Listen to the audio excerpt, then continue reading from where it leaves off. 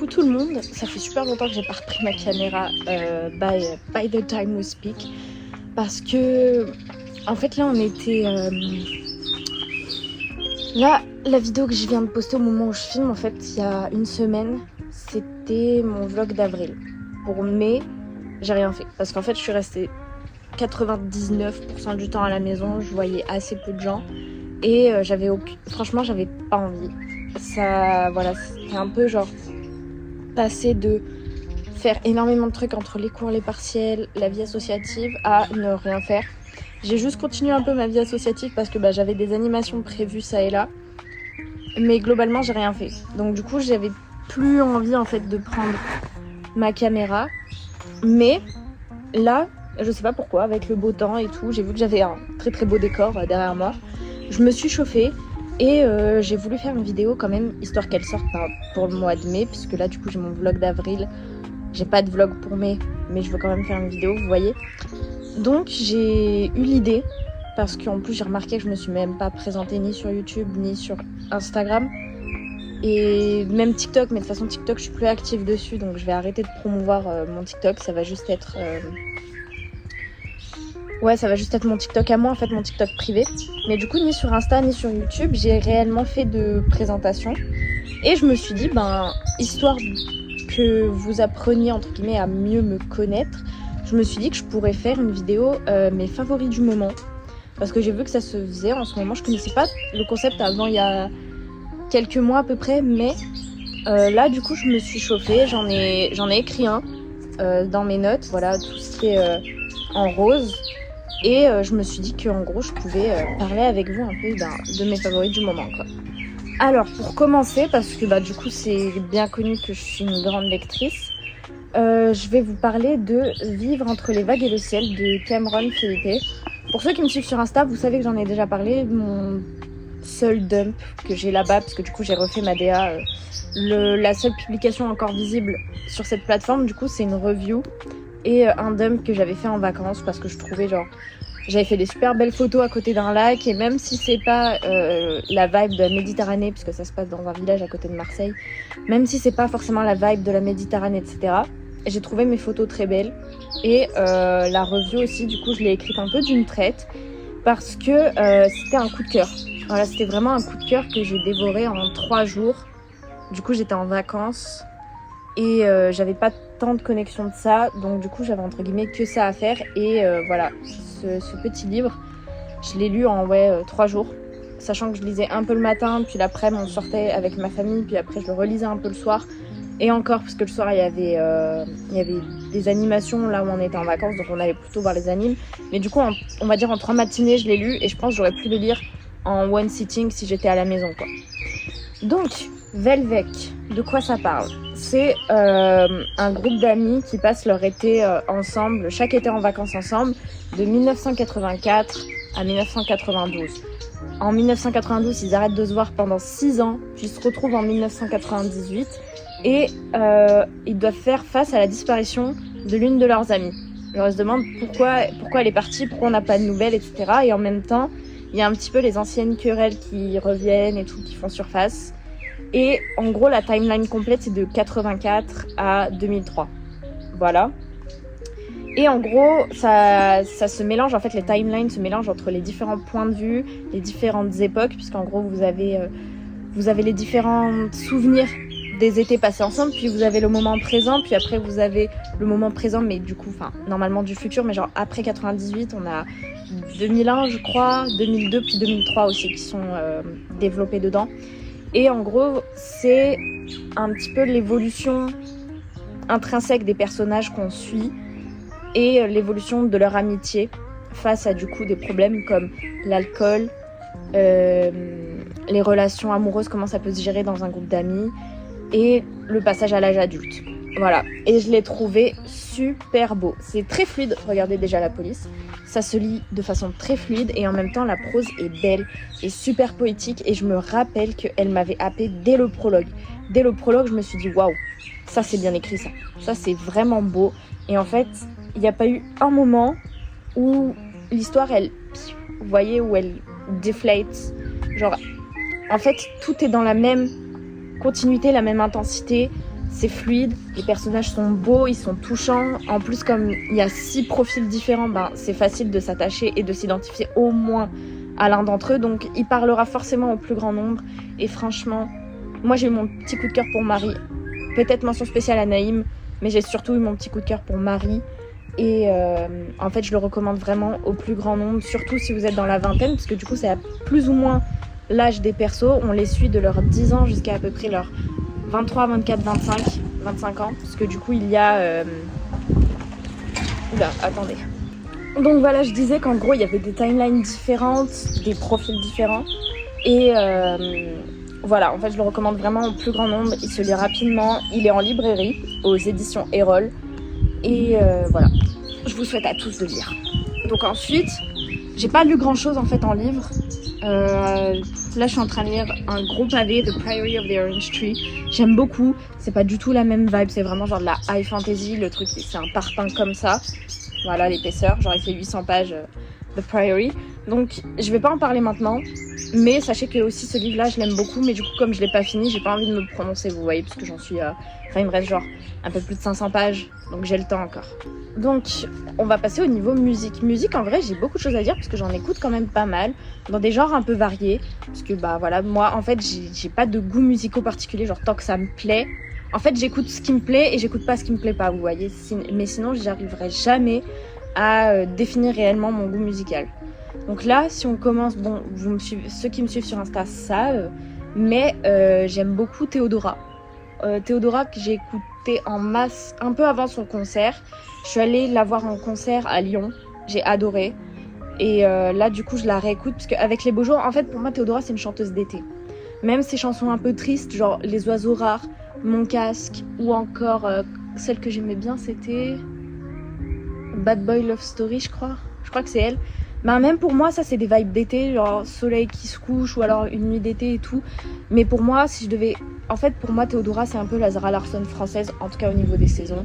Le registre musical il a rien à voir, ça je suis d'accord, mais juste le fait que je l'associe à l'été. Du coup en ce moment je l'écoute beaucoup. J'écoute beaucoup FNJ.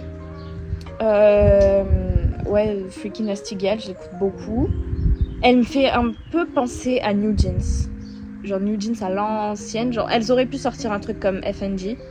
Et j'écoute aussi, bon ça c'est beaucoup moins original, c'est pas genre la B-side qu'elle a composée dans son garage quand elle avait 8 ans et que son frère venait d'être producteur. Enfin vous voyez c'est pas niche du tout, mais j'écoute beaucoup Congolese ou BBL. C'est vraiment genre la chanson à laquelle la plupart des gens pensent quand on parle de Théodora. Mais avec ces températures là, écoutez, je trouve que c'est très adapté au final. Ensuite dans un autre registre, et là je vais parler d'un genre musical que j'écoute depuis un moment. Mais un moment depuis 2018, j'ai été très fan jusqu'en 2022, puis après j'ai un peu... Mais genre j'écoute de temps en temps, c'est la K-pop.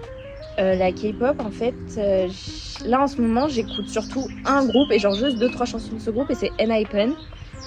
J'écoute... En fait, il y a un genre de musique qui me plaît énormément chez ENHYPEN, c'est à moi qui ai inventé le terme, mais c'est un yearning man genre, et c'est un peu un mélange avec genre de l'emo et le cœur brisé, vous voyez. Et celle que je saigne en ce moment, mais je crois que je les écoute depuis l'hiver quand même, mais genre à des fréquences régulières, vous voyez, parce qu'il y a des musiques qui me plaisent plus, des musiques, mais en ce moment j'écoute celle-là. C'est du coup dans le yearning man genre. On a Fatal Trouble, on a Moonstruck et Bad Desire. Bad Desire d'ailleurs elle avait percé parce qu'il y a, même moi j'y ai pensé quand je l'ai écouté, mais il y a une partie de la musique qui fait énormément penser à comment ça s'appelle, une chanson de Justin Timberlake, genre une ancienne chanson mais j'ai plus le nom, mais voilà. Et en quittant le Yearning Man genre, il y a une chanson aussi que j'ai écoutée qui a défilé en fait dans ma playlist à un moment donné et juste je l'ai trop aimée, c'était Big Girls Don't Cry. Et du coup voilà, c'est un peu les chansons de ENHYPEN que j'écoute en ce moment. Et si on quitte du coup le groupe ENHYPEN, il y a aussi une seule chanson de K-pop que j'écoute en plus de tout ça. Et c'est Red Red de Curtis.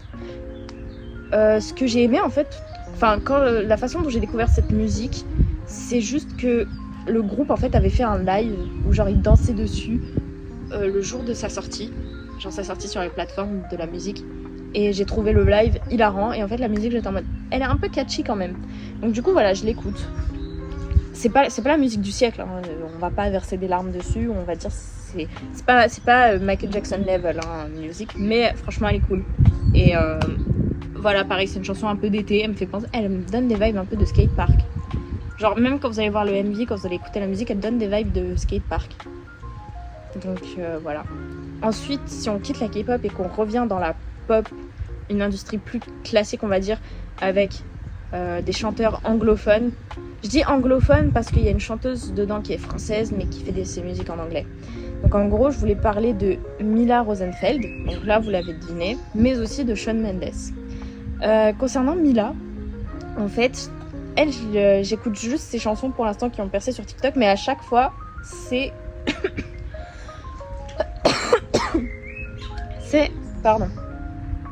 C'est vraiment des chansons que j'aime beaucoup. Je l'avais découverte avec You Broke My Heart. Parce qu'en gros, Mila, ouais, je la suivais de loin sur TikTok, surtout les rumeurs avec Ewen. Genre, tout le monde spéculait sur le fait qu'ils étaient en couple ou pas. Et en soi, ben, laissez-les vivre. Genre, s'ils n'ont pas envie de se prononcer sur s'ils sont amis ou ils sont en couple, techniquement. Moi, je trouve ça mimi, en fait, juste de les voir s'aimer comme ça. Je trouve ça chou. Mais du coup, voilà, je les suivais de loin. Enfin, en tout cas, Mila, je la suivais de loin. Et après, j'ai découvert ces musiques qui ont percé sur TikTok, genre You Broke My Heart, cet hiver. J'ai beaucoup aimé. Je crois que je l'ai écouté à peu près 2 semaines, mais en fait, le sample qu'elle a utilisé, il a énormément tourné sur TikTok. Et en fait, j'ai fait une overdose parce que du coup, à chaque fois que j'ouvrais TikTok, en fait, je tombais dessus. Donc en fait, à force, j'ai arrêté de l'écouter. Et surtout, là, comme on a quitté l'hiver, bah, c'est plus tant que ça la vibe. Donc, je l'écoute plus trop, mais après du coup j'étais retombée sur son dernier EP. J'ai oublié le nom de l'EP, en plus j'arrive pas à m'en souvenir, mais il y a 3 chansons qui me plaisent beaucoup dedans. Donc il y a les 2 avec lesquelles elle a marketé son EP, donc c'est Summer Nights qui est aussi un sample. Genre You Broke My Heart, c'est un sample, il me semble, de l'OST de The Glory, je crois. J'ai vu passer des trucs comme ça. Et Summer Nights, c'est un sample de Lady Killer, je crois, de Tame Impala, mais je suis pas sûre de l'artiste. Mais du coup, la chanson elle s'appelle Lady Killer, donc c'est un sample. Et Always Been You aussi, je l'aime beaucoup. Et la dernière, c'est I Know You Cry. Voilà, c'est les 3 chansons en ce moment que j'écoute beaucoup de Mila, mais avec petite mention spéciale quand même pour Summer Night, parce qu'en fait, j'aime trop les samples quand ils te permettent de redécouvrir genre une musique que tu connais déjà, mais du coup, tu la redécouvres de façon différente. Perso, c'est ça que j'aime beaucoup en fait dans Summer Nights. Ensuite, du coup, je voulais parler de Shawn Mendes. Shawn Mendes, en fait, je l'écoutais, mais en fait, vous voyez, j'étais trop jeune pour le prime de Justin Bieber, mais il me fallait bien un homme blanc, un adolescent blanc sur lequel être en crush quand j'étais au collège, et c'était Shawn Mendes parce que en 2016, j'étais en 5e. Je sortais de ma 6e, j'allais en 5e. Voilà, c'était dans ces eaux-là. Et c'était le moment où il a sorti genre les musiques que tout le monde adore en ce moment. C'est Stitches, Mercy, Treat You Better, I Know... Ah, celle-là, elle est arrivée un peu plus tard, du coup, c'était avec Camila Cabello. I Know What You Did Last Summer, Señorita. Enfin voilà, c'était toutes ces chansons-là qui ont vraiment... Ah oui, et j'ai oublié There's Nothing Holding Me Back. Voilà, c'est dans cette éra-là. Donc du coup, j'étais amoureuse de Shawn Mendes. Et là, récemment, je pense que c'est peut-être par rapport aux 10 ans de l'album, du coup. Il y a eu énormément d'édits qui sont sortis et tout, et de gens qui disaient He was my Justin Bieber et tout. Et moi, j'étais là, mais oui, carrément, He was my Justin Bieber. Donc du coup, par nostalgie, j'ai réinstallé du coup ces musiques les plus connues, parce que c'est aussi celles que j'écoutais le plus. Et mais je pense qu'il faudrait que je redécouvre un peu sa discographie, parce qu'il est toujours actif. Il est toujours actif en tant que chanteur, et ça me plairait vraiment de redécouvrir, sachant que moi je suis une fan de pop américaine, faut le savoir, j'aime beaucoup la pop américaine. Mais en ce moment, du coup, comme j'écoute beaucoup ce qui est trendy sur les réseaux, en fait j'ai envie de sortir un peu de ce carcan-là et de redécouvrir du coup des chansons que j'aimais bien, des styles que j'aimais bien, et je pense que ça va commencer par Shawn Mendes. Et ensuite, du coup, dernier registre, parce que vous avez vite découvrir, je suis pas une personne qui a beaucoup de choses favorites, mais dernier registre, et je voulais parler du coup d'un réseau social que j'adore, c'est YouTube. Et je voulais parler des chaînes que je consomme le plus sur YouTube. En fait, moi, ce que j'adore sur YouTube, c'est le lifestyle. C'est pas un truc qui est trop fait en France, Il y a certaines personnes qui font des vlogs, mais c'est plus cinématique, travaillé et tout. C'est pas du lifestyle en soi. Mais en gros, ce que j'adore, c'est les gens qui ont une vibe particulière à apporter sur cette plateforme. Par exemple, niveau lifestyle, niveau vlog, comme je fais moi sur les réseaux, on a... je mélange américaine et française confondues parce que du coup ça se fait un peu plus aux States, mais il y en a aussi en France. Donc les américaines, on a Lil Honey Bear, Millie Liao, je crois que c'est les deux que je suis en fait le plus, c'est les deux. Et française, on a The Peculiar Club, donc Christina, je crois qu'elle s'appelle Christina. On a Liana JN et on a Darine et les yeux de Sova. En fait, voilà, ce que j'adore dans leur contenu, c'est que en fait, elles font toutes un peu le même truc, c'est-à-dire filmer leur vie, que ce soit des vlogs, comme j'ai dit, ou même des vidéos un petit peu indoors. Naïla, t'es là? Fais gaffe, je filme. Donc je disais que ce soit des vidéos indoors comme Christina qui fait beaucoup en soi de FAQ et elle parle beaucoup de sujets dans sa vie, ou des vlogs. Bah en fait je trouve que chacune elles ont une vibe particulière, genre une esthétique un peu et une plus-value en fait. Par exemple Darine c'est hyper cinématisé. Les yeux de Sova pour moi c'est une version un peu antérieure de Darine, c'est-à-dire à l'époque où c'était pas trop cinématisé et en plus c'est un peu la parisienne par excellence et genre j'aime trop son contenu. Il y a qui d'autre? Du coup Millie en fait c'est une vibe très 2016, c'est-à-dire elle prend sa caméra juste pour filmer et elle se soucie pas trop de si les rushs sont travaillés et tout, et ça c'est vraiment une vibe que je surkiffe. Je crois que Millie c'est vraiment genre ma vlogueuse préférée et celle qui m'inspire le plus du coup dans mes propres vlogs. Et bah à l'avenir j'aimerais quand même que ma chaîne YouTube elle ressemble à ça, genre vraiment qu'elle ressemble un peu à celle de Millie mais qu'en même temps qu'il y ait une vibe un peu comme les yeux de Sova ou alors Darine. Mais en même temps voilà, faut chercher le juste milieu en fait.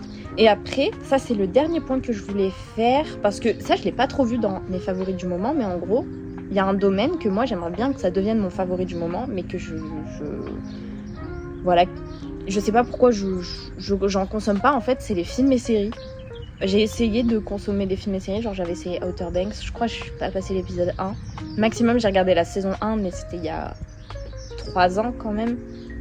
Donc bon, j'ai pas... voilà.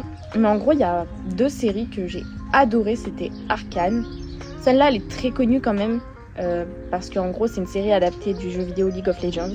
Et je l'avais regardée, même pas parce que je joue à LOL, mais c'était juste parce que mes potes tout autour de moi en parlaient, surtout quand la 2e saison était sortie. Et en fait, j'ai regardé, j'étais en mode, bah vas-y, je suis curieuse. En plus, j'aime bien les trucs d'animation et tout. J'ai adoré et je pense même me faire un rewatch là, je pense ce soir. Et en série française qui est beaucoup moins connue, c'est une mini-série de genre 7-8 épisodes qui s'appelle Les 7 vies de Léa. Et en gros, Léa, en fait, elle vit dans un village, enfin c'est un peu comme Saucer les Pins avec Velvec, c'est un village près de la Méditerranée avec les calanques de Marseille et tout, c'est dans cette zone-là. Et elle vit dans un village où genre il y a eu un meurtre un peu irrésolu. Et sauf qu'en enquêtant dessus en fait enfin c'est un peu fantastique mais en même temps sans trop l'être. En gros Léa elle voyage dans le temps, sauf qu'elle va voyager dans le corps du gars qui est mort de manière mystérieuse, et après elle va aller dans le passé et tout, et en fait elle va découvrir que c'est lié à ses parents. Il y a un truc avec ses parents, avec tous les gens du village et tout, et en gros elle va enquêter sur le meurtre à partir du coup de ce don de voyager dans le temps et dans le corps de ceux qui ont connu le gars qui était vivant avant. Voilà, et franchement elle était super cool. Donc si jamais vous avez des trucs dans cette vibe un peu, pas, alors soit tranche de vie et genre mystère, soit un peu fantastique du coup, soit animation et vraiment un truc de fantasy. Enfin, j'avais commencé Shadow and Bones, ça m'a pas plu. En plus j'avais lu les Six of Crows, pareil, c'était pas transcendant. Vraiment ça casse pas 3 pattes un canard.